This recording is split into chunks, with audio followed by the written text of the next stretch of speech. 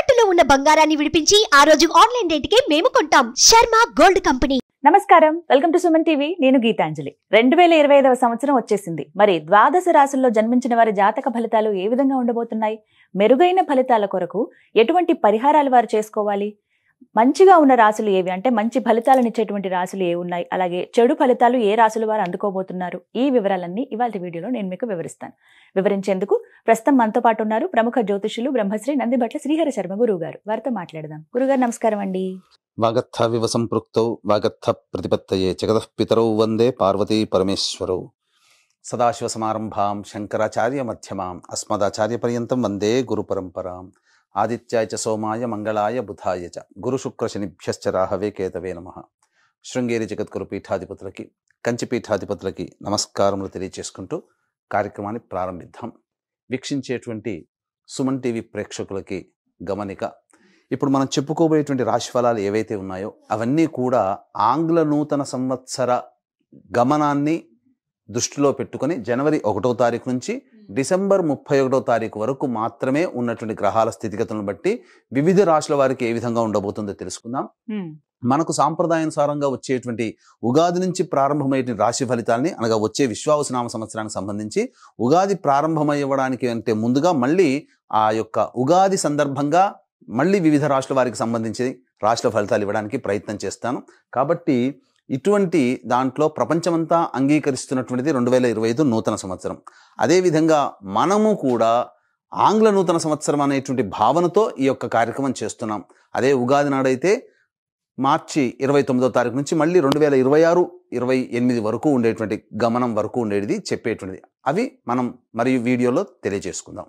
అదే అడగబోతున్నాను గురుగారు. అంటే సాధారణంగా ఒకటే ప్రశ్న అడుగుతారు, ఉగాది కదా అసలు చెప్పాలి జాతక ఫలితాలు అనేవి, ఈ లోపు ఏంటి అంటే ఒక సాంప్రదాయంగా అది కొనసాగిపోతుంది. అంటే మనకేమని చెప్పబడింది అంటే, ధర్మం ఏం చెప్పబడింది శాస్త్రంలో అంటేనమ్మా, ప్రపంచమంతా ఏది ఒక విషయం గురించి ఒక తాటి మీద ఉంటుందో అది ధర్మమే కూర్చుంటుంది, శాస్త్రమే కూర్చుంటుందమ్మా.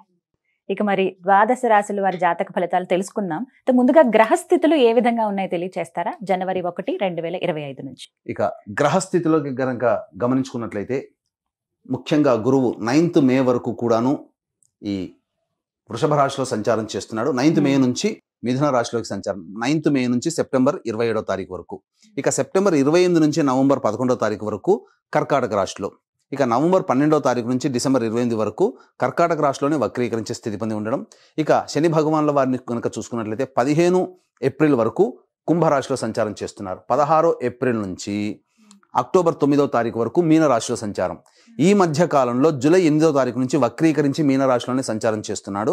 అలాగే అక్టోబర్ 10వ తారీఖు నుంచి కుంభరాశిలో సంచారం చేస్తూ వక్రీకరించి కుంభరాశిలో, నవంబర్ 26వ తారీఖు నుంచి వక్రత్యాగము శని భగవాన్ల వారు చేస్తున్నారు. ఇక రాహుకేతులు కనుక చూసుకున్నట్లయితే 15 మే వరకు కేతువు కన్యలో మరియు రాహువు మీనరాశిలోకి, అలాగే 16 మే నుంచి సింహరాశిలో కేతువు, అలాగే కుంభరాశిలో 16 మే నుంచి రాహుగ్రహ సంచారం జరుగుతుంది. ఇక్కడ గమనించుకున్నట్లయితే ఇక్కడ వీక్షించేటువంటి ప్రేక్షకులకు అందరికీ తెలియజేయాల్సినటువంటిది అంశం ఏంటంటే, ముఖ్యంగా అందరూ ఈ ద్వాదశ రాశుల గురించి రాగానే అందరూ ఆలోచించేటువంటిది ముఖ్యంగా శని దోషం, ఏలినాడు శని, అష్టమ శని, అర్ధాష్టమ శని, కంటక శని, యోగ శని, ఈ శని దోషాలు. అయితే ఇక్కడ 15 ఏప్రిల్ వరకు శని కుంభరాశిలో సంచారం చేస్తూ 16 ఏప్రిల్ నుంచి మీనరాశిలోకి సంచారం చేస్తున్నా, ఈ యొక్క జూలై 8 నుంచి మీనరాశిలోనే సంచారం చేస్తూ వక్రీకరించినటువంటి కారణం చేత మళ్ళీ ఈ కుంభరాశి ఫలితాన్ని ఇస్తాడు. అక్టోబర్ 10న కుంభరాశిలోనే వక్రీకరించి ఉన్నటువంటి స్థితిగతుల చేత ఏమవుతుంది, మళ్ళీ మకర రాశి ఫలితాన్ని శని భగవానులు ఇస్తారు. కాబట్టి అర్థం చేసుకోవాల్సినటువంటి అంశం ఏంటంటే, ఎవరికి కూడాను ఈ సంవత్సరం శని భగవానుడు యోగదాయకంగా పూర్తిగా లేడు. 12 రాశుల వారికి అష్టమ శని, అర్ధాష్టమ శని, కంటక శని, యోగ శని, దాంపత్య శని, ఈ రాశుల ఈ యొక్క దోషాల శని దోషాలు ఏదో ఒక సందర్భంలో కొన్ని నెలల పాటు అందరూ రాశుల వారు అనుభవించాల్సిందే తప్ప ఇక్కడ ప్రత్యామ్నాయము లేదు. కాబట్టి ఇక కుంభరాశి వారికి ఏలినాటి శని వెళ్ళిపోతుందని సంతోషం కానీ, ఈ యొక్క సంబంధించి మకర రాశి వారికి ఏలినాటి శని వెళ్ళిపోతుందని సంతోషం కానీ, లేకపోతే కర్కాటక రాశి వారికి అష్టమ శని దోషం పోతుందని కానీ భావించాల్సిన అవసరం లేదు.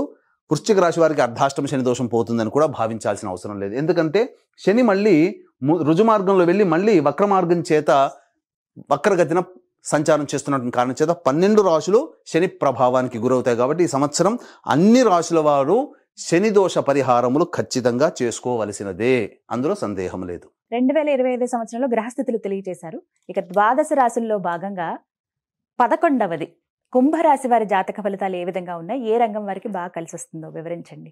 జనవరి 1వ తారీఖు నుంచి డిసెంబర్ 31వ తారీఖు వరకు కుంభరాశి వారికి ఏ విధంగా ఉండబోతుందో తెలుసుకుందాం. ఇంతకుముందు మనము ఈ యొక్క గ్రహ సంచారం గురించి తెలుసుకుందాం. ముఖ్యంగా ఈ కుంభరాశి వారికి చూసుకున్నట్లయితే 9 మే వరకు మీ వృషభ రాశిలో సంచారం చేస్తుంటాడు. కానీ ఏప్రిల్ 30వ తారీఖు వరకు కూడా కనుక మార్చి 30వ తారీఖు వరకు కూడా వక్రీకరించే స్థితి కారణం చేత తృతీయ రాశి ఫలితాలు, అలాగే 1 ఏప్రిల్ నుంచి 9 మే వరకు ఈ యొక్క వృషభ రాశిలో సంచారం, 9 మే నుంచి సెప్టెంబర్ 27 వరకు మిథున రాశిలో సంచారం, సెప్టెంబర్ 28 నుంచి నవంబర్ వరకు కూడాను యోగదాయకమైనటువంటి కాలము కాదు. కాబట్టి చూసుకున్నట్లయితే ఈ యొక్క కుంభరాశిలో జన్మించినటువంటి వారికి గురుబలం సంపూర్ణంగా ఉన్నటువంటి కాలం, ఎక్కువ కాలం గురుబలంలో ఉన్నారండి. కాబట్టి మంచి అనేటువంటిది ఎక్కువగా జరుగుతుందని చెప్పవచ్చు.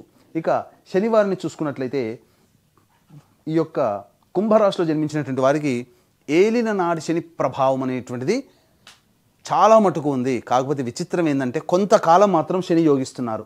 ఎప్పటి నుంచి యోగిస్తున్నారు? అక్టోబర్ 10 నుంచి నవంబర్ 26 వరకు, అనగా దగ్గర దగ్గర 45 రోజులండి. 45-46 రోజులు శనివారు యోగిస్తారు. ఎందుకనంటే కుంభరాశిలోనే ఉండి ఈ యొక్క వక్రీకరించినటువంటి ఫలితం కారణం చేత కొంత యోగం అనేటువంటిది ఉంటుంది. ఇక పూర్తిగా చెప్పుకుంటే ఈ యొక్క కుంభరాశిలో ఉన్నటువంటి వారికి సంపూర్ణముగా ఏలిన నాడి శని ప్రభావం అనేటువంటిది ఉంటుంది. కాబట్టి కాస్త కష్టపడక తప్పదు. ఇక అసలు విషయానికి వచ్చినట్లయితే ప్రధానంగా రాశిలోనే జన్మరాశిలోనే రాహు 16 మే నుంచి సప్తమంలో కేతువు, 16 మే వరకు కూడా అనగా జనవరి 1 నుంచి 16 మే వరకు మీనరాశిలో రాహువు, కన్యారాశిలోకి కేతు. ఈ గ్రహ ప్రభావం ఏమవుతుంది? 16 మే నుంచి మూలిగే నక్క మీద తాటిపండు పడ్డట్టుగా ఏలిన శని ప్రభావం ఉన్నటువంటి కారణం చేత రాహు కూడా వచ్చి చేరడంతో అనవసరమైనటువంటి తగాదాలు పెట్టుకునే అవకాశాలు ఎక్కువగా ఉంటాయి. తొందరగా కోపం వస్తుంది, చికాకు ఎక్కువగా పడతారు, అన్నిటికంటే ముందు వెనక ఆలోచించకుండా ముక్కుసూటితనంతో ముందుకు వెళతారు. తద్వారా వస్తున్నటువంటి ఆపదని గుర్తించలేనటువంటి తత్వం, లౌక్యంతో వ్యవహరించలేకపోతారు. తద్వారా సమస్యలు కోరి తెచ్చుకుంటారండి. కాబట్టి సంయమనం పాటించండి, శాంతంగా ఉండడానికి ప్రయత్నం చేయండి. అని చెప్పినంత సులువు కాదు, నాకు తెలుసు. ఎందుకంటే సమస్య వచ్చినప్పుడు ఆ సమస్య మీదతోనే మనం ఇబ్బంది పడుతుంటాం. ఇక ఆగ్రహం వచ్చిందంటే ముందు వెనక ఆలోచించలేకపోతాం. ఇంకా ఈ రాహు కూడా తోడైనటువంటి అటువంటి వ్యక్తిత్వం ఉన్నటువంటి మనుషులకి ఈ రాహు కూడా తోడై ఉన్నటువంటి కారణం చేత విపరీతంగా సంఘంలో శత్రుత్వాలు పెరిగిపోతాయి. కాబట్టి జాగ్రత్తలు పాటించండి. ఇక ముఖ్యంగా గమనించుకున్నట్లయితే ఈ యొక్క సంబంధించినటువంటి ఉద్యోగస్తులకి సాధారణంగా పెద్దల యొక్క సహాయ సహకారాలు ఉంటాయి, అందులో సందేహం లేదు. మే 9 నుంచి సెప్టెంబర్ 27వ తారీఖు వరకు అనుకూలంగా ఉన్నటువంటి కారణం చేత మీరు ప్రయత్నం చేస్తే, బాగా కష్టపడి ప్రయత్నం చేస్తే అనుకున్న చోటికి ప్రమోషన్స్తో కూడుకున్నటువంటి బదిలీలు ఉంటాయి. ఇక ప్రైవేట్ రంగంలో చేస్తున్నటువంటి ఉద్యోగస్తులకి సాధారణంగా ఉద్యోగం లభిస్తుంది. కాకపోతే సంవత్సరం అంతా కూడా ప్రయత్నం చేస్తూనే ఉండాలా? ఆల్రెడీ ఉద్యోగం చేస్తూ ఉంటుంటారు, మరి జీవితంలో అభివృద్ధి కోరుకుంటారు కదా, వేరే సంస్థలో మంచి పోస్ట్ ఉన్నటువంటి అనగా ప్రమోషన్స్తో కూడుకున్నటువంటి ఉద్యోగం కోసం ఎప్పుడు ప్రయత్నం చేయాలి అనేటువంటిది. ప్రభుత్వ ఉద్యోగస్తులకైతే మనం ఏం ప్రయత్నం చేయాలి, సీనియారిటీని బట్టి వస్తుంది. కానీ ప్రైవేట్ రంగంలో ఉన్నటువంటి వారికే కదా ఈ యొక్క తిప్పలన్నీ. కాబట్టి మీకోసమై కొన్ని సమయాలు అనేటువంటివి మీకు తెలియజేస్తాను. ఆ సమయంలో కనుక మీరు ప్రయత్నం చేస్తే డ్యామ్ షూర్గా మీకు ఉద్యోగ బాధ్యతలో ఉంటారు, కొత్త ఉద్యోగం లభిస్తుంది. నిరుద్యోగస్తులకి ఉద్యోగం లభిస్తుంది. ఆల్రెడీ ఉద్యోగం చేస్తున్నటువంటి వాళ్ళకి వేరే సంస్థల్లో ప్రమోషన్స్తో కూడుకున్నటువంటి లేదా ఉన్న సంస్థల్లోనైనా కానీ ప్రమోషన్ పొందడం అనేటువంటిది జరుగుతుంది. ఏమా సమయం అని అనుకుంటే ఏప్రిల్ 12 నుంచి మే 13 తారీఖు ఉన్నటువంటి మధ్యకాలం సంపూర్ణంగా యోగిస్తుంది. ఇక జూలై 15 నుంచి ఆగస్టు 16 తారీఖు మధ్య ఉన్నటువంటి కాలము. ఇక నవంబర్ 15వ తారీఖు నుంచి డిసెంబర్ మొత్తము కూడా ఈ యొక్క సమయం శుభ సమయమే ఈ యొక్క కుంభరాశిలో జన్మించినటువంటి ప్రైవేట్ రంగంలో ఉన్నటువంటి ఉద్యోగస్తులకి. కాబట్టి దీన్ని బట్టి ఈ సమయాన్ని బట్టి మీరు ప్లానింగ్ చేసుకోండి. ఈ యొక్క కుంభరాశిలో జన్మించినటువంటి రాజకీయ ప్రముఖులు ఎవరైతే ఉంటారో వాళ్ళకి సాధారణమైనటువంటి జీవనం ఉంటుంది. కాబట్టి ఎక్కువగా కష్టపడే ప్రయత్నం చేయకండి. ఎందుకంటే కష్టానికి తగ్గట్టుగా ప్రతిఫలం లభించకపోవడం, ఖర్చులు బాగా చేయడం, ప్రజాదరణ వస్తుందేమో అని చెప్పి అది ధనం వృధా అవడం అనేటువంటిది జరుగుతుంది. కాకపోతే పెద్దల దగ్గర గురుగ్రహం అనుగ్రహం సంపూర్ణంగా ఉన్నటువంటి కారణం చేత పెద్దలతో మంచి మర్యాద మాట మంతి పెంచుకొని వారి యొక్క అనుగ్రహం పొందితే ఖచ్చితంగా మీకు ఏదైనా ఒక పదవి మీకు లభిస్తుంది. ప్రత్యక్ష ఎన్నికల్లో కంటే కూడా పరోక్షంగా మీకు యోగదాయకమైనటువంటి పరిస్థితులు గోచరమవుతున్నాయి. కాబట్టి పెద్దల అనుగ్రహంతో మంచి నామినేటెడ్ పదవిలో ఉంటారని చెప్పవచ్చు. ఈ సంబంధించినటువంటి సినీ రంగంలో ఉన్నటువంటి వాళ్ళు, కళారంగము, నాటక రంగము, సాహిత్యము, నాట్యము, TV serials, social media, electronic and printing media రంగంలో ఉన్నటువంటి వాళ్ళు సాధారణమైనటువంటి ప్రాజెక్టులు మీ దగ్గరికి వస్తాయి. అంతగా ఊహించినంత ధనము రాకపోయినా పర్వాలేదు, నిలదొక్కుని ఇండస్ట్రీలో నిలదొక్కునేటువంటి ప్రాజెక్టులు మీకు సొంతమవుతాయి. కాబట్టి ప్రజాదరణ కూడా బాగానే ఉంటుంది. అన్ని విధాలుగా సహాయ సహకారాలు మీరు పొందుతారు.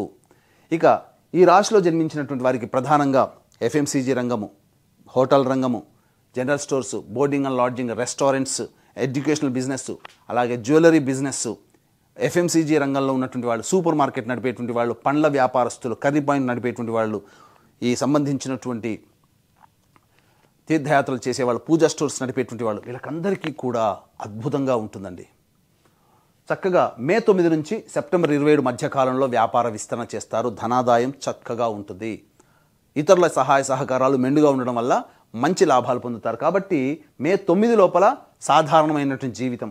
కానీ సెప్టెంబర్ 28 నుంచి నవంబర్ 11వ తారీఖు మధ్యకాలం మాత్రం డబ్బులు, మీరు ఈ రాశిలో జన్మించిన ఏ రంగంలో వాళ్ళైనా కానీ డబ్బులు అప్పుగా ఇవ్వకండి. సెప్టెంబర్ 28 నుంచి నవంబర్ 11వ తారీఖు వరకు చికాకులు పెరుగుతాయి, సమస్యలు పెరుగుతాయి, పెద్దలతో విభేదాలు కలుగుతాయి, ఇంటి నుంచి బయటపడాల్సినటువంటి పరిస్థితులు వస్తాయి. కాబట్టి తల్లిదండ్రులతో, పెద్దవాళ్లతో సెప్టెంబర్ 28 నుంచి నవంబర్ 11 తారీఖు మాత్రం మీరు ఎక్కువగా మాట పెంచుకునే ప్రయత్నం చేయకండి. ఇది. ఇక ఈ రాశిలో జన్మించినటువంటి రియల్ ఎస్టేట్ రంగంలో ఉన్నటువంటి వారు సాధారణమైనటువంటి జీవనాన్ని పొందుతారు. ఉన్న ప్రాజెక్టులు నడుపుకోవడమే చాలా మంచిది. కొత్త ప్రాజెక్టుల కోసం ఆచితూచి స్పందించి ఎక్కువగా మీరు ఇన్వెస్ట్మెంట్ చేయకుండా ఇతరులను కలుపుకునే ప్రయత్నం చేయండి, చాలా మంచి జరుగుతుంది. అలాగే లాయర్ రంగంలో ఉన్నటువంటి వాళ్ళు, అలాగే ఈ సంబంధించినటువంటి ఎలక్ట్రికల్ అండ్ ఎలక్ట్రానిక్స్ రంగంలో ఉన్నటువంటి వాళ్ళు, వీళ్ళందరికీ కూడాను సాధారణమైనటువంటి జీవన విధానం అనేటువంటిది ఉంటుంది. ముఖ్యంగా ఈ కుంభరాశిలో జన్మించినటువంటి స్త్రీ పురుషులకి వివాహాది శుభకార్యాలు తలపెడితే మే 9 నుంచి సెప్టెంబర్ 27 మధ్యకాలంలో వివాహము జరిగి తీరుతుంది. అందులో ఏమాత్రము సందేహము లేదు. ఇక సంతానం కోసం ఎదురు చూసేటువంటి స్త్రీ పురుషులకి సంతాన భాగ్యత లభిస్తుంది, ఫ్రీ డెలివరీ అవుతుంది. అలాగే ఈ యొక్క సంబంధించినటువంటి దంపతులకి ప్రధానంగా కోరిక, గృహాన్ని నిర్మించుకోవాలనేటువంటి ఏదైతే కోరిక ఉంటుందో ఆ కోరిక సంపూర్ణంగా 9 మే లోపల మీరు తీర్చుకునే ప్రయత్నం చేస్తారు. లోన్లు శాంక్షన్ అవుతాయి, తద్వారా గృహ నిర్మాణం జరిగేటువంటి అవకాశాలు గోచరమవుతున్నాయి. ఈ యొక్క సంబంధించినటువంటి రాశిలో జన్మించినటువంటి విద్యార్థులు బాగా పోరాట పటిమని ప్రదర్శిస్తే తప్ప అనుకున్నటువంటి విద్యా సంస్థల్లో ప్రవేశం లభించదు. ఉత్తీర్ణత శాతం కోసం ఎక్కువగా కష్టపడాలి. గురుగ్రహం, శనిగ్రహం అనుగ్రహం లేకపోవడం వలన జ్ఞాపక శక్తి తక్కువగా ఉంటుంది. కాబట్టి ఎక్కువగా కష్టపడే ప్రయత్నం చేయండి. కాగల కార్యం గంధర్వులే తీర్చినట్టు మీ కష్టానికి తగ్గట్టుగా ప్రతిఫలం మే 9 నుంచి సెప్టెంబర్ 27 మధ్యకాలంలో ఖచ్చితంగా యోగాన్ని పొందబోతున్నారు. కాబట్టి ఈ యొక్క కష్టాన్ని నమ్ముకొని ప్రయత్నం చేయండి. అతి సులభంగా ఉన్నది కూడా మీకు కష్టతరంగా మారవచ్చు. కాబట్టి అలసత్వం విడనాడి, బద్ధకాన్ని విడనాడి ఖచ్చితంగా కష్టపడే తత్వాన్ని అలవర్చుకోండి. తద్వారా మీకు మంచి జరుగుతుందని చెప్పవచ్చు. ఈ యొక్క రాశిలో జన్మించినటువంటి ఎడిబుల్ ఆయిల్స్లో రంగంలో ఉన్నవారు, చర్మం తోలు పరిశ్రమ రంగంలో ఉన్నటువంటి వారు, ఐరన్ స్టీల్ వ్యాపారంలో ఉన్నటువంటి వాళ్ళు, కింది 4th క్యాడర్లో పనిచేసేటువంటి ఉద్యోగస్తులు ఎవరైతే ఉంటారో వాళ్ళకి ఆశించినటువంటి మేర సహాయ సహకారం ఉండవు. కాబట్టి వాళ్ళే కష్టపడాలి. ఇక్కడ ఈ పెద్దల యొక్క సహాయ సహకారాలతో మే 9 నుంచి సెప్టెంబర్ 27 మధ్యకాలంలో కొన్ని కార్యక్రమాన్ని పూర్తి చేసుకుంటారు, అవసరాలు తీరుతాయి. అంతే తప్ప ఊహించినంత గొప్పగా ఈ యొక్క శని ప్రభావం వలన ఈ చెప్పినటువంటి వాళ్ళకి ఉండదని చెప్పవచ్చు. ఇక ముఖ్యంగా గమనించుకున్నట్లయితే ఈ యొక్క రాశిలో జన్మించినటువంటి వారికి న్యాయ సంబంధమైనటువంటి కోర్టు వ్యవహారాలందు విజయం లభించబోతుంది. ఎప్పటికీ మే 9 నుంచి సెప్టెంబర్ 27 మధ్య కాలంలోనే. కాబట్టి జాగ్రత్తలు పాటించండి. ఇక ఈ యొక్క రాశిలో జన్మించినటువంటి వారికి అన్ని విధాలుగా యోగదాయకం. కాబట్టి ముఖ్యంగా మీరు కోపము, ఉద్రేకము అనేటివి అణుచుకునే ప్రయత్నం చేయండి.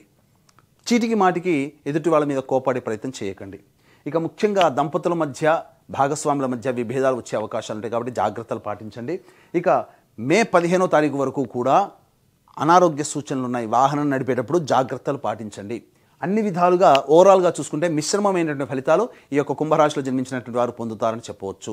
అయితే ఈ చెప్పినటువంటి ఫలితాలన్నీ కూడాను మీకు వివాహం అయితే మీ భార్య లేదా భర్త జాతకం, పిల్లల జాతకం మీ మీద ప్రభావం చూపుతుంది. వివాహం కాకపోతే తల్లిదండ్రులు, తోడబుట్టిన వాళ్ళ జాతకం కూడా మీ మీద ప్రభావం చూపుతుంది. కాబట్టి ఈ 2025వ సంవత్సరం మీ జీవితం చక్కగా ఉండాలి, ఆనందంగా ఉండాలి, గత సంవత్సరం కంటే మెరుగ్గా ఉండాలి, మీ యొక్క రెజల్యూషన్స్ అన్నీ కూడా తీర్చుకోవాలి అనేటువంటి ఆలోచన ప్రతి వాళ్ళకి ఉంటుంది. ఆ ఆలోచనే దైవానుగ్రహం తోడైతే మిమ్మల్ని ఆపేది ఎవరూ లేరు. కాబట్టి దైవానుగ్రహం అందరికీ ఈ 2025 సంవత్సరం అందించాలని సదుద్దేశంతో ప్రతి నెల ఒక్కొక్క పుణ్యక్షేత్రంలో మీ జాతకరీత్యా కలుగు విద్య, వివాహ, ఉద్యోగ, దాంపత్య, సంతాన, అనారోగ్య సమస్యల నివారణకి ఈ యొక్క శనివారం అన్ని రాశుల వారికి ప్రభావాన్ని చూపుతున్నారు. కాబట్టి శనిదోష నివారణలు, గత జన్మ కర్మదోషం వల్ల ఇబ్బందులు ఉంటాయి కాబట్టి గత జన్మ కర్మదోష నివారణ హోమాలు అనేటువంటివి ప్రతి నెల ఒక్కొక్క పుణ్యక్షేత్రంలో 12 నెలల పాటు మీ కుటుంబ సభ్యుల గోత్రనామాలతో చేయించడం జరుగుతుంది. దీనికి శ్రీకారం జనవరి 13వ తారీఖు రోజున చుట్టబోతున్నాము.